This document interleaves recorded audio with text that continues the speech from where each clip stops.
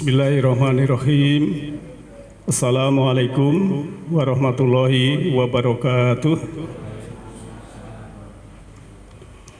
Alhamdulillah arsala rasulahu bil huda wa dinil haq liyudhhirahu 'ala dini kulli walau karihal musyrikun. Asyhadu an la ilaha illallah wal malikul haqqul mubin wa asyhadu anna Muhammadan abduhu wa rasuluhu rahmatan lil alamin. Allahumma sholli ala Muhammadin wa ala alihi wa ashabihi ajmain. Amma ba'd. Subhanaka la ilma lana illa ma 'allamtana innaka antal alimul hakim. Rabbi shrah li sadri wa yassir li amri wahlul 'uqdatam min lisani yafqahu qawli. Kaum muslimin wal muslimat rahimakumullah. Sahabat dan Bapak Ibu semuanya yang insya Allah dirahmati oleh Allah Ta'ala, senantiasalah kita bersyukur pada malam hari ini. Kita belajar bersama untuk mempelajari wahyu Allah, ayat-ayat Allah yang berhubungan dengan diri kita sebagai manusia yang punya peran besar oleh Allah Ta'ala di semesta ini.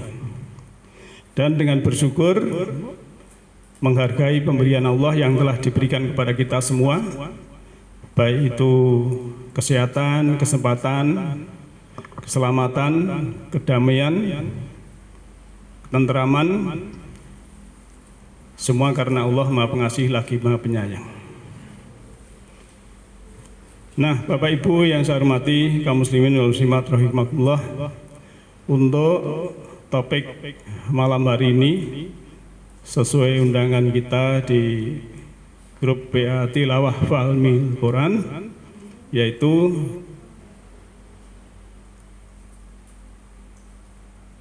manusia ya, miniatur alam semesta, sebenarnya gitu. Tapi ini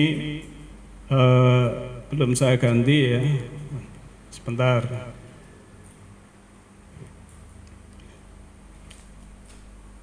Tadi sudah saya ganti tapi belum saya sip.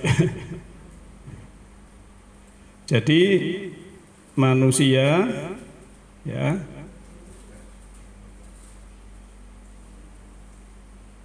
miniatur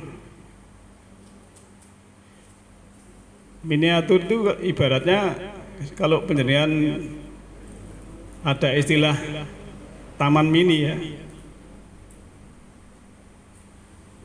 Taman mini itu kan miniatur dari Indonesia ya.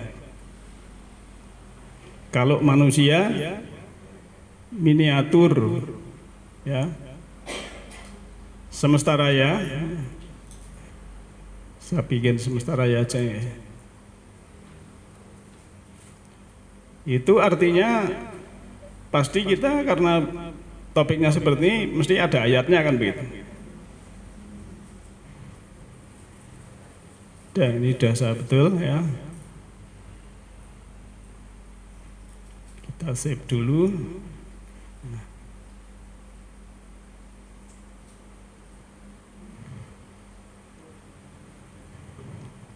Oke, sudah. Kita mulai dengan tulisan ini ya. Bismillahirrahmanirrahim. Jadi manusia miniatur dari semesta raya. Karena apa? Ya, kita sudah diberi petunjuk oleh Allah Ta'ala ya, bahwa kita ini telah didatangkan yaitu mauidhah atau pelajaran dari Rob, wasifah, lima fisudur, dan juga obat penyembuh yang ada di dalam dada. Wauda warahmat ya, petunjuk dan rahmat lil mukminin. Itu ayat keren yang perlu kita sampaikan setiap kajian, karena Al-Quran ini adalah mauidhah hasanah dan juga sebagai pelajaran, sebagai sifat, juga sebagai petunjuk dan rahmat. Fungsinya ada 4 menurut ayat ini dalam surat ya 10 ayat 57. Jadi di sini mengandung pelajaran kemudian penyembuh apa yang ada di dalam dada, dan kalau sudah sembuh artinya mendapat petunjuk dan rahmat bagi orang-orang yang percaya. Karena Al-Quran itu adalah beberapa bab yang dulu kita pelajari. Ada Quran Majid, yang Quran Majid itu di Lauh Mahfud yang asli ya. Jadi di sana, kemudian ada Quran Karim ya, yang teksnya sudah kita baca ya, kita pelajari. Kemudian ada Quran Hakim, Quran itu sudah kita bikin petunjuk ya. Kemudian Quran Mubin, Quran itu sudah menjadi nyata, jadi sudah kita praktekkan. Ini namanya Quran Mubin. Semua ada dalam Quran. Nah, beberapa hal ini ya, Quran Majid, Quran Karim, Quran Hakim, Quran Mubin, ini semua ini namanya Quran Azim, Quran yang agung ya. Jadi beberapa hal yang ada di dalam Quran, walaupun yang asli Quran Majid istilahnya itu di Lauh Mahfud, kemudian kita mempelajari wahyu itu adalah untuk Quran Mubin, tapi Quran itu nyata. Jadi dalam kita beragama ini bukan hanya sholat ritual, sujud, ruku, dzikir dan sebagainya. Dalam beragama ini memang kita dianjurkan untuk hidup yang teratur, seimbang. Jadi ya sedekah yes, ya, piknik juga yes, kan begitu ya. Sholat yes, tadabbur alam yes, gitu. Jadi bukan istilahnya satu ibaratnya cuma di masjid saja, itu bukan. Dan ngaji itu kan biasanya kan terlalu lama ya, sana kemari dan sebagainya. Kalau ngajinya kokain ini terus prakteknya kapan gitu kan? Maka kita ya sedikit langsung praktek, sedikit langsung praktek. Karena agama itu praktikum, dan fungsi agama adalah untuk melindungi diri kita dari perbuatan buruk diri kita sendiri. Nah, manusia Pak, ya, kalau kita melihat para ahli, ya, itu kan ada istilah neuroscience yang berhubungan dengan rekayasa genetika, rekayasa genetika maksud saya. Jadi ada sekitar 4 miliar kode genetika, dan itu mengandung perintah, mengandung pemeliharaan, pertahanan hidup, mekanisme menuju kematian dalam diri manusia ya. Jadi jasmani ini kan terdiri dari jaringan-jaringan sel ya. Kemudian ada organ-organ, misalnya organ kita mata, itu jaringan-jaringan sel menjadi organ. Terus yang lain-lain juga seperti itu, jantung, dari ini semua dari sel-sel kemudian menjadi organ tubuh. Terus menjadi kita manusia nih. Dan setiap 1 kilogram berat badan itu terdiri dari 1 triliun sel, kurang lebih seperti itu. Jadi kalau penjenengan beratnya ya 60 kilo ya, berarti itu ada 60 triliun sel, kurang lebih gitu. Ini sudah para ahli ya sudah memberikan kode-kode seperti itu. Nah, maka kita juga belajar dari semesta ya. Kalau penjenengan melihat itu Newton itu menemukan hukum gravitasi itu bukan di bangku sekolah Pak, bukan di bangku kuliah. Dia istilahnya tiduran apa duduk di bawah pohon ya. Kemudian kejatuhan buah, berpikir dia terus bisa menciptakan hukum gravitasi Mas. Juga itu yang menemukan hukum Archimedes itu bukan pas di bangku sekolahan, tapi dia pas berendam di sungai atau berendam di air. Oh ternyata dia berpikir sekian ya, demikian Allah memberikan ilmu menjadikan hukum Archimedes bencana berhubungan dan lain sebagainya. Nah, itulah maka kita perlunya belajar dari alam. Kok belajar dari alam? Iya Pak. Kadang manusia itu kalah dengan alam. Alam itu sifatnya apa? Harus kita tahu ya.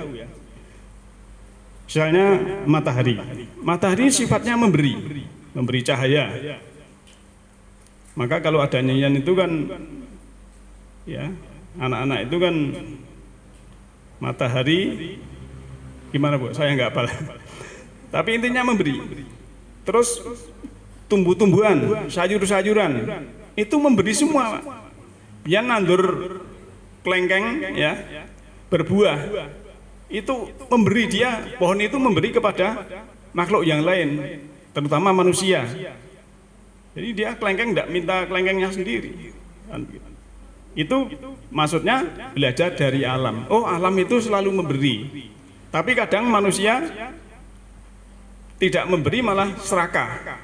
Nggone wong liya diambil. Nah, ini kan tidak belajar dari alam. Lah makanya orang yang belajar dari alam itu ya pasti punya kesadaran tinggi. Kalau tidak punya kesadaran tinggi, kesadarannya rendah ya malah nggone wong diinceng kan gitu.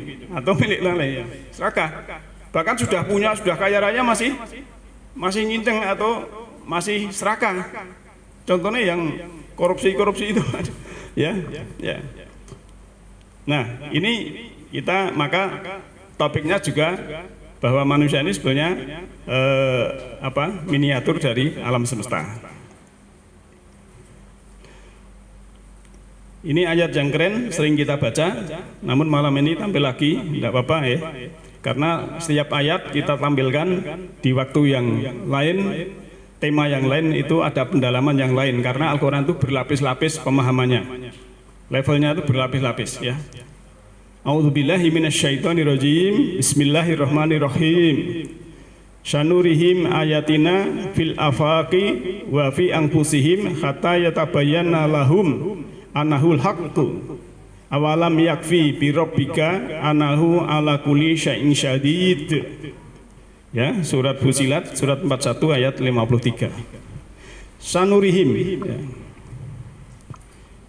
Ini biar apa? Arabnya kita lihat dulu. Sanurihim ya.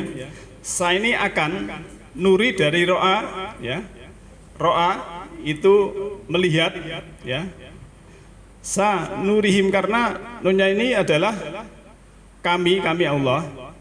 Jadi akan kami ya, domirnya nun, nurihim perlihatkan kepada mereka ayatina, jamak dari ayat. Jadi ayat-ayat itu artinya tanda-tanda. Fi di dalam ya, fil afaki, maka dibaca jer karena ini huruf jer. Tidak mungkin fil afaku atau fil afako. Jadi fil afaki, di dalam afak ini jamak dari ufuk, jadi ufuk-ufuk, di dalam ufuk-ufuk itu ada tanda-tanda. Wafi dan di dalam anfusihim, jamak dari nafsun menjadi anfus, ya anfusihim, maka anfusi karena di sini ada huruf jer, ya jiwa-jiwa mereka atau diri-diri mereka.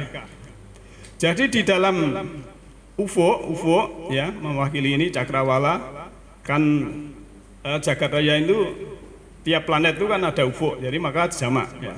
Termasuk di dalam diri manusia. Kata sehingga ya tabayana jelas lahum bagi mereka innahu sesungguhnya bahwa ayat-ayat Allah itu pada afak ya ufuk dan diri mereka itu adalah hak itu logis benar ya betul ya karena dari Allah. Awalam ya apakah awalam lam belum yakfi cukup birobika dengan Tuhan engkau, Rabb engkau ya, anahu sesungguhnya dia sungguhnya ala kuli tiap-tiap sesuatu syai'in syahid. Syai'in dari kata sa'a yasha'u sebenarnya itu kehendak terus menjadi sesuatu. Syahidah menjadi saksi atau bukti. Nah, kalau kita lihat ayat ini berarti kita ya manusia anfus ini dengan afa itu simetri ya. Simetri. Kalau terjemahnya di sini ya akan kami perlihatkan atau kami bentangkan ya. Bahasanya nanti biar enak. Pada mereka tanda-tanda kami di ufuk ya, di angkasa, planet-planet dan pada diri mereka sendiri. Sehingga terang bagi mereka bahwa dia adalah hak, logis, benar. Tidakkah cukup pada Rabbmu bahwa dia memberi bukti atau penyaksi atas tiap-tiap kehendak atau tiap-tiap sesuatu ya. Jadi memang satu kalimat ini sya'a dari sya'a ya sa'u itu bisa diartikan kehendak atau sesuatu. banyak memang kalimat itu artinya. Ya. Misalnya kata-kata haram itu juga bisa berarti haram tidak boleh, bisa berarti penting. Ya. Nanti bab sendiri kalau itu ya. Kita lanjut dulu. Nah, karena tadi ayat kita, ya, kita ini diri, ini ayat, ya, maka meniti ke dalam diri akan membuat kita menyadari potensi kita dan apa yang kita bisa. Ya. Apa yang dapat kita lakukan, apa yang belum kita lakukan, apa yang belum kita gunakan dan apa yang belum. Nah, para peneliti neuroscience mengatakan bahwa manusia hanya menggunakan 5% dari potensinya.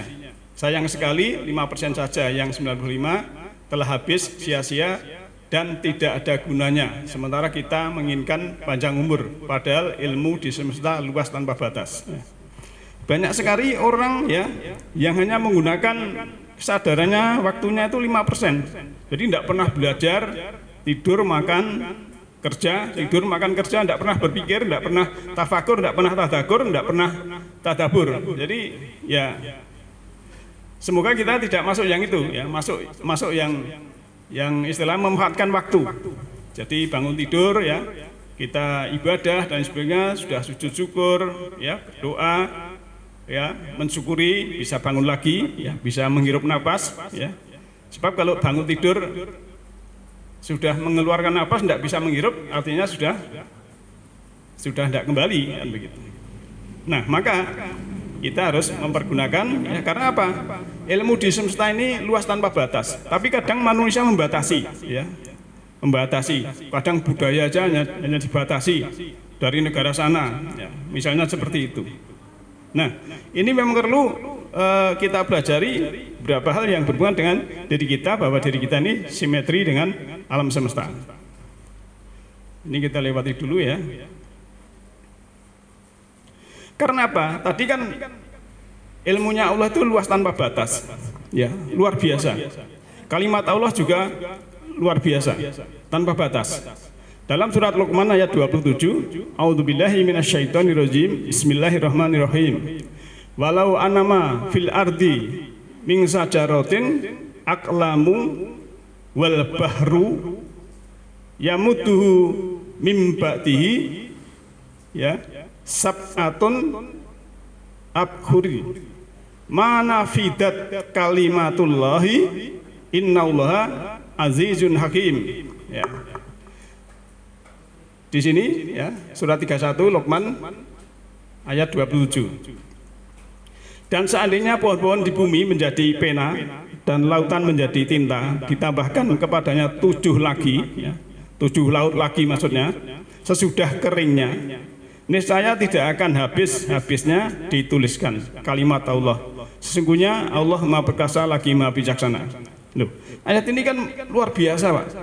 Ini sebenarnya ya cuma dicontohkan seperti itu, tapi sebetulnya ya, kalau kita melihat yang namanya air laut itu kan karena kita hidup di bumi, ya, bumi kita ini kan daratannya hanya sepertiga, yang 2/3 itu lautan, air, termasuk tubuh kita ini, Pak. Tubuh yang sehat itu yang banyak airnya. Kalau airnya kurang, keseimbangannya ya nanti kering, seperti mungkin tumbuh-tumbuhan juga begitu. Jadi fungsi air itu penting, karena kita lahir dari perut ibu kita, ya, itu kan dilantari, nek mbak kita ngomong kan kakang kawah adi hari-hari. Jadi kawah dulu, air dulu. Supaya apa?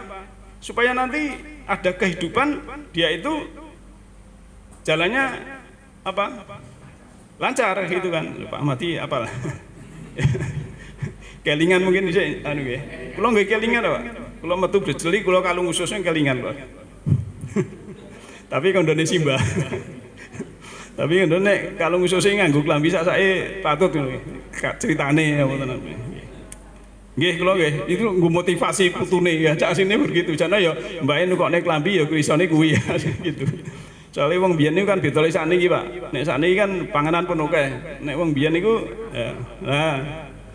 anake luwe iki mah dikeroki ya dikira masuk angin padahal jane luwe. Niku wong biyen. Soale kula ngalami luwe kok dikeroki. Lah nggih. Nah, kembali ke sini. Kembali ke sini ya, bahwa ilmunya Allah itu luas di semesta ini, maka kita tidak boleh membatasi diri ya. Kita ambil sebaik-baiknya, sebanyak-banyaknya ya. Dan ilmu itu dibentangkan bukan hanya di sekolahan, di kampus, di akademik. Jadi tersebar, kita bisa mengakses ya lewat ya orang atau yang para ahli. Misalnya saya kalau belajar kesehatan ya saya ambil dari rekan yang sebagai dokter misalnya. Contoh misalnya saya punya teman dokter. Pak Rosid kalau ingin panjang umur itu syaratnya dua Pak. Apa? Yaitu satu, menjaga kualitas dan kuantitas darah. Yang kedua bisa menjaga kualitas dan kuantitas pembuluh darah. Wah lah kuwi yo angel kuwi. Ya dipelajari Pak gitu. Caranya pelajari ya wis tua, usia di atas 50 ya nyudo gorengan, nyudo garam, nyudo gaji-gajian yang gurih-gurih. Wah bangsa ge kon nyudo kabeh. Ya alhamdulillah ya. Nek ilmune nek kelingan mangane ya tetep mangan kan mboten wani akeh gitu jadi. Itulah. Jadi ilmu dari yang ahli itu memang ada bermanfaat. Lah nek wong mboten mudeng ya, lara malah yang dukun. Padahal dukune dhewe iki mlakune ingklak-ingklik. Lah kok ya percaya. Ngono gitu loh ya. Terus nek wong mulih pengen dagangane lancar yang dukun ya. Padahal dukune iki omahe grek-grek. Kalau ya lucu, manusia itu sok-sok kalau tidak bertuhan tauhid yang betul ya seperti itu. Padahal Allah itu ilmunya tanpa batas. Maka kita minta yang ahli. Ya. Maka ada istilah dalam sejarah itu Nabi kan kalau sesuatu itu dipegang bukan ahlinya ya tunggu saatnya, tunggu kerusakannya kan begitu. Misalnya ya, misalnya ini contohnya sekolahan itu kalau yang pegang itu kurang profesional ya akhirnya kan kurang baik. Misalnya dia masukkan guru tapi dengan nepotisme ya karena ini dari teman dan sebagainya, tidak melalui tes ya, tidak melalui lain-lain yang berhubungan dengan shop. Nah itu nanti juga tidak baik ya, misalnya seperti itu. Sebagai contoh dan lain-lain banyak sekali ya. Nah oleh karena itu Bapak Ibu sekalian ya, di sini tutup innallaha azizun hakim, bahwa Allah itu maha perkasa bijaksana. Kalau panjenengan perkasa harus bijaksana Pak. Misalnya Pak RT ini perkasa karena jadi RT, harus bijaksana. Enak sing iuran angel, ya memang sesuatu itu kan 100% tidak bisa, harus bijaksana. Ya biarlah dimaafkan, tidak harus keras-keras kan begitu ya. Jadi ketua apa itu harus bijaksana karena kekuasaan. Termasuk kalau Mbak Es itu kepala sekolah ya bijaksana. Gurune ra mlebu ya mungkin ini masuk angin apa anaknya harus tidak seudon dulu gitu loh. Jadi ada kebijaksanaan itu ada kearifan hubungannya. Dan itulah bagi orang yang berkesadaran tinggi tidak mungkin akan berbuat yang tidak bijaksana. Nah ini ayat ini kan kalau perkasa, Allah itu perkasa bijaksana. Lah kamu kalau perkasa jadi presiden, menteri, gubernur, bupati itu harus bijaksana. Jangan semena-mena kan begitu. Termasuk dalam rumah tangga. Nah kita lanjut. Al-Baqarah 138. A'udzubillahi minasyaitonirrajim. Sibghatallahi wa man ahsanu minallahi sibghah. Wa nahnu lahu abidun. Nah, sibghah Allah, dan siapakah yang lebih baik sibghahnya daripada Allah, dan hanya kepadanya lah kami menyembah. Nah, kata-kata sibghah Pak, sibghah ini diartikan celupan ya di dalam terjemahan. Itu kalau yang mencelup Allah sebagai hamba ini, yang tadinya tidak baik itu menjadi baik karena mendapat cahaya nur ilahi ya, cahaya ilahi atau hidayah. Jadi kalau yang mencelup ya sing dadekne iki Allah itu akan menjadi baik itu loh maksudnya. Kalau contoh ya, celupan itu kalau zaman saya masih kecil ya. Nah, wenter kalau bahasa Jawa bisa ya. Saya itu kan agak fanatik dengan kostum Belanda, Pak, oren itu. Jadi saya beli kaos putih supaya tak sigoh, tak celup ya, tak wenter, tak dulu pokoknya sing rupane orange. Jadi saya bangga dengan pakai baju orange, itu namanya nyelup. Jadi celupan tuh merubah warna gitu loh. Tapi kalau ini hanya sebagai analogi atau sebagai perbandingan, tapi yang asli di sini adalah hubungannya dengan jiwa. Kalau celupan Allah itu hubungannya dengan jiwa. Kalau orang itu sudah dicelup ya, maka waman dan siapa ahsanu ya, isim adom atau superlatif ya. Minnallahi sebuah, apakah ada maksudnya yang lebih bagus celupannya dari selain Allah? Tidak ada. Maka waman ahsanu minnallahi sebuah. Kemudian wa nahnu lahu abidun. Nah, orang yang sudah diberi sibgoh tadi dari Allah tadi, dia pasti menjadi orang yang abid. Abid itu orang yang beribadah. Orang yang beribadah itu bukan hanya ritual saja, tapi hidupnya itu memang inna sholati wa nusuki wa mahyaya wa mati lillahi rabbil alamin. Kita lanjut dulu ya. Nah, orang yang sudah disibgah Allah ya, itu salah satu cirinya juga di dalam dadanya itu sudah ada ayat-ayat yang nyata tadi atau Quran mubin tadi. Bal huwa ayatum bayyinatum fi suduril ladina utul ilma. Wa ma yajhadu bi ayatina ilad dzalimun. Sebenarnya Al-Quran itu adalah ayat-ayat yang nyata. Jadi bayinah itu dari kata mubin juga istilahnya nyata, bayanan yang jelas, yang nyata. Fi di dalam suduril ladina utul ilma. Ya. Sudur bisa diartikan dada, bisa diartikan otak atau pikiran. Di dalam pikirannya atau otaknya atau dadanya orang-orang yang utul ilma, yang diberi ilmu. Diberi ilmu karena belajar. Kalau tidak belajar ya tidak diberi ilmu kan begitu. Karena berlaku kausalitas sebab akibat. Mingkuli sain sababa fa'atba'a sababa. Tiap-tiap sesuatu ada sebab akibat, maka ikutilah sebab akibat itu. Kalau ingin ya di dalam pikirannya, otaknya, hatinya ada ayat Allah, ya mesti belajar karena utul ilmah diberikan kepada orang-orang yang berilmu. Wa ma yajhadu bi ayatina. Dan tidaklah yang yajhadu itu membantah atau membantah ataupun mengingkari ayat-ayat kami ila dolim, kecuali orang-orang yang dolim. Yang dolim itu dari dolama yatlimu dulman, gelap jiwanya. Jadi orang yang gelap jiwanya itu pasti membantah atau mengingkari ya. Yajhadu ya. Jadi kalau dolim itu gelap, itu lawan katanya adalah nur atau cahaya atau terang.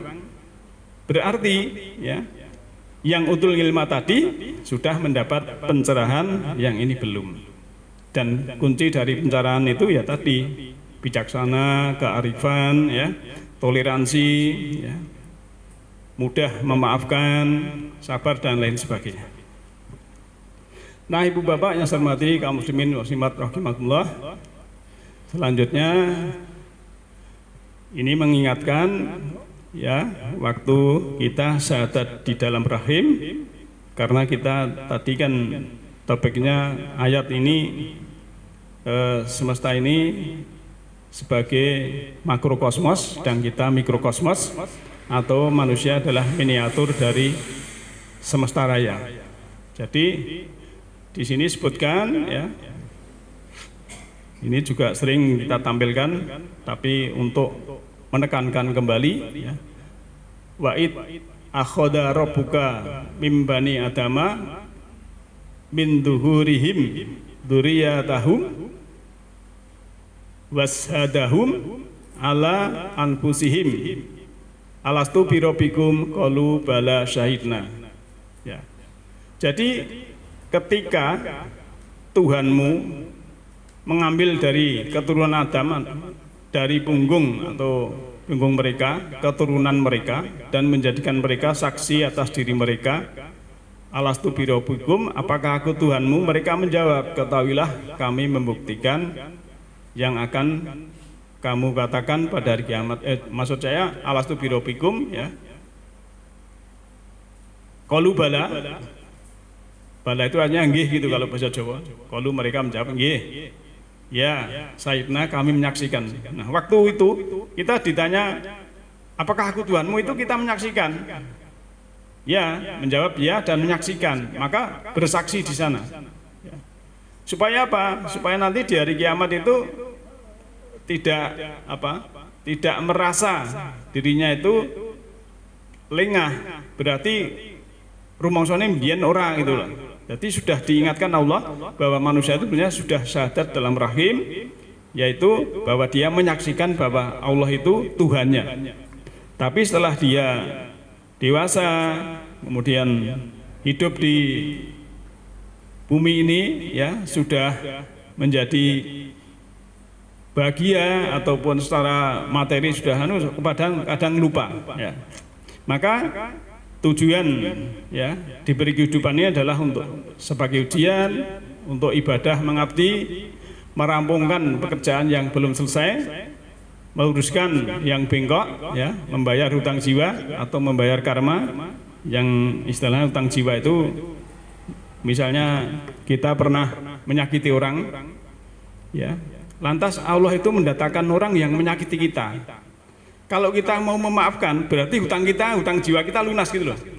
Tapi begitu kita membalas hutang yang dulu belum lunas, kita bikin hutang baru gitu loh. Masalah hutang jiwa ini maksudnya gitu. Ya, bukan kalau hutang yang ini aja mungkin tinggal mati anak putune nyaur. Tapi kalau yang hutang ini, maka kalau dalam sejarah itu Nabi kalau bisa jangan meninggalkan hutang, itu termasuk hutang yang ini sebetulnya. Bukan hanya hutang itu, kalau orang tua anaknya banyak meninggal, hutang-hutang yang itu bisa dilunasi, tapi kalau hutang jiwa ini dia sendiri yang harus menanggungnya, yang gitu. Maka kadang orang itu kan di depan kadang dia, wah saya kalau begini baik, tapi belum tentu nanti di belakangnya itu juga baik untuk jiwanya. Contoh ya, saya tuh pernah diceritani di orang kaya raya, anaknya 3 disekolahkan di luar negeri semua. Terus yang satu sudah kerja mapan, yang satu baru bekerja tapi sudah istilahnya sudah diterima, yang satu skripsi hampir rampung. Nah kebetulan di rumah itu ibunya sakit, istrinya si bapak ini sakit, anaknya dikabari semua. Yang satu, wah enggak bisa pulang Pak, ini pekerjaan banyak sekali, banyak meeting banget. Yang satunya, wah lah saya pegawai baru, nah enggak bisa pulang Pak gitu. Yang satu, saya ini harus skripsi meramukan ini Pak, waktunya sudah enggak ada. Ya. Akhirnya apa? Berapa hari dikabari lagi ibunya meninggal. Tiga-tiganya enggak bisa pulang. Berarti dia, wah iya, dulu saya bangga menyerahkan anak saya di luar negeri, tapi istri saya meninggal, sakit, meninggal, anak-anak tidak ada semua. Terus dia mungkin ya berpikir, wah ngerti tak saulah keneng Solo wae. Ya mungkin karena inilah kadang kita itu melihat sesuatu itu harus kita menjadikan pelajaran, oh seperti itu. Kadang dulu kan dibangga-banggakan, wah anak saya di sana, anak saya luar negeri. Tapi begitu anti klimaks kan ya seperti itu. Maka hidup ini adalah ujian, ujian dari Ibnu ya. Yang pertama ini ujian. Ya. Dalam surah 67, surat Muluk ayat 2 dan surat Al-Kahfi surat 18 ayat 7, bahwa hidup ini ada ujian, dicari mana yang terbaik. Ya.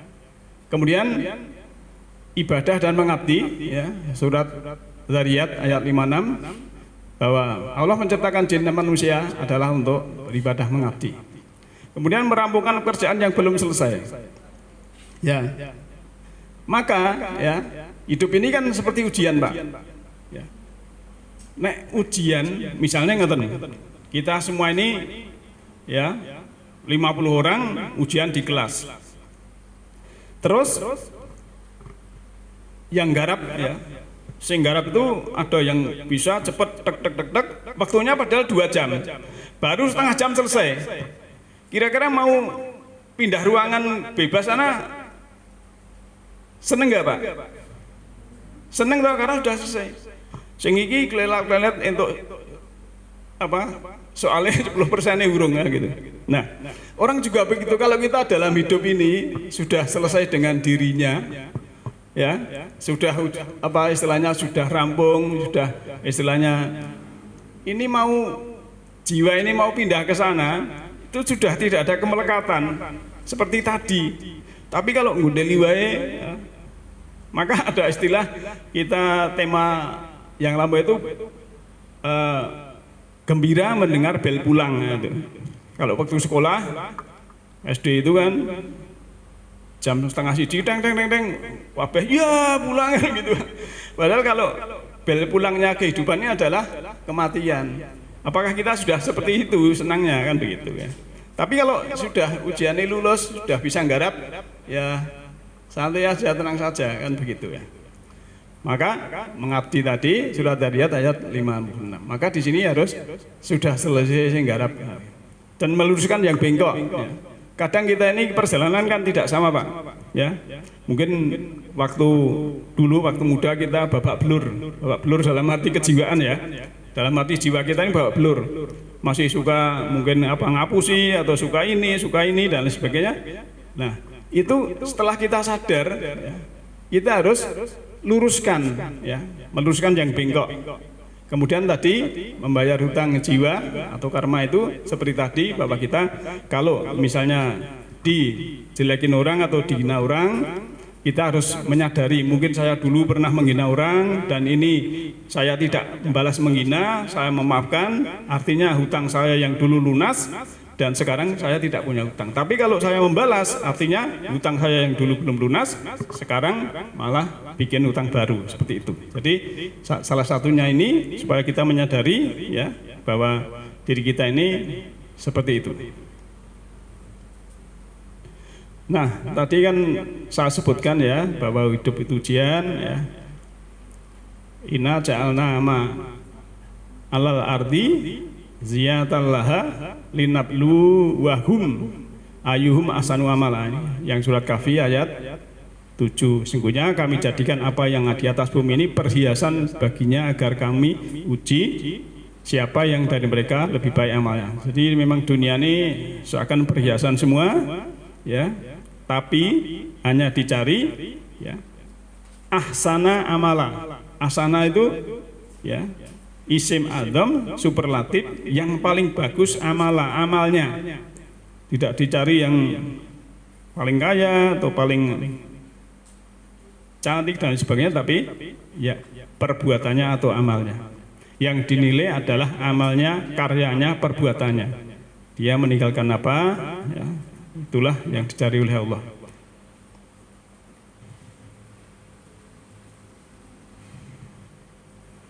Ini tadi sudah saya sebutkan surat Muluk ya, ayat 2, allati khalaqal mauta wal hayata liyabluwakum ayyukum ahsanu amala. Hampir sama redaksinya. Wa huwal azizul ghafur. Dialah yang menciptakan kematian dan kehidupan untuk menguji kamu yang mana dari kamu yang lebih baik amalnya. Dan Dia Maha Mulia lagi Maha Pengampun. Nah, jadi untuk menguji dan mati hidup itu adalah ciptaan Allah, di mana kita harus jalani. Wani urip kudu wani mati, wani urip pada wani mati ya terus biar urip terus, ora bisa, enggak bisa kan begitu kan? Ya, itulah. Ya. Jadi setelah itu artinya kita tidak ada kemelekatan karena kita harus menyelesaikan ujian-ujian itu. Nah Bapak Ibu sekalian, karena kita disuruh belajar dari alam dan tadi saya sebutkan bahwa manusia itu miniatur dari alam semesta. Kalau alam semesta itu ada bulan purnama, manakala di dalam diri kita ini ada bulan purnama, akan indah, dan ada matahari. Matahari juga ada matahari itu, juga ada matahari ruhani. Kalau dalam diri kita ini ada cahaya, akan membuat ya, insting, feeling, intuisi itu bisa menjadi tinggi ya. Dan ini adalah tanda-tandanya intuisi adalah kemampuan memahami suatu tanpa melakukan penalaran rasional intelektual, ya. Dan kita sudah peka sekali terhadap kejadian-kejadian di sekitar kita. Ya, kalau ada apa-apa itu ya peka, automatically, Pak. Jadi misalnya masjid ini kok, wah ini ada sampah, otomatis ya peka terhadap lingkungan, bukan wah ini gelas dengan anu dan sebagainya nih. Termasuk lingkungan kita ya. Saya tuh kadang ya kalau minggu pagi mesti bersih-bersih luar rumah ya. Walaupun mungkin orang lain tuh kalau membuang sampah ke tempat samping saya, ya wis tak resik, saya enggak gitulah. Jadi kadang ya saksinya ada. Kalau ini ada beling, ada tulang, ada plastik ya, wis pokoknya saya bersihkan. Saya akan selaras seimbang dengan semesta. Kalau saya membersihkan kebersihan baik ini, saya menjadi sehat. Pikiran saya gitu, karena pikiran itu energi. Yang kemudian sehat. Bukan berarti mendoakan yang buangi sampah loro itu, bukan, gitu. Iya, ya sepen kono urusan kono. Maka itu penting ngaji praktek itu gini nih, Pak. Jadi kita ngaji seminggu ping 5 tapi sampah repoti tanggane misalnya gitu, itu kan enggak bisa praktek kan gitu. Itu kan dengan seperti itu harus begitu. Juga pandai menilai karakter seorang secara otomatis. Jadi oh itu demikian, saya harus bersikap demikian. Kemudian cerdas, selalu mempunyai ide dan gagasan yang cemerlang. Pandai mengendalikan emosi. Jadi orang yang berkesadaran tinggi bisa belajar dalam semesta, itu bisa mengendalikan emosi, sehingga firasat apa yang akan terjadi di depan bisa dibacanya. Mempunyai suara batin yang kuat. Ya. Jadi saya kan selalu mengajak berkesadaran itu menggunakan pendengaran batin, ya, penglihatan batin, termasuk membuka mata batin, membuka mata kolbu, membuka mata jiwa. Ini kan kita sendiri yang bisa merasakan. Kalau sudah begitu kan namanya bimbingan dari Allah itu kan akan datang kepada kita. Mempunyai ya suara batin yang kuat dalam kesehariannya, ia selalu mendapatkan bisikan dalam batinnya dan selalu tepat. Jadi Allah itu selalu mengajak, mengilhami yang takwa. Daya analisanya kuat, setiap melihat kejadian di sekitarnya dapat menganalisanya dengan baik. Jadi ada pelajaran di sekitar kita ya, kejadian apapun. Suka merenung, diam sambil berpikir dalam ketenangan. Jadi kadang hidup itu kan kemarin saya bilang, kadang hidup ini memang berhenti jeda sesaat dari rutinitas, kita tafakur, tadakur, merenung ya, karena oh ternyata hidup ini sendiri. Dulu lahir sendiri ya, nanti juga akan sendiri. Wong sekarang di isu saja juga sendiri.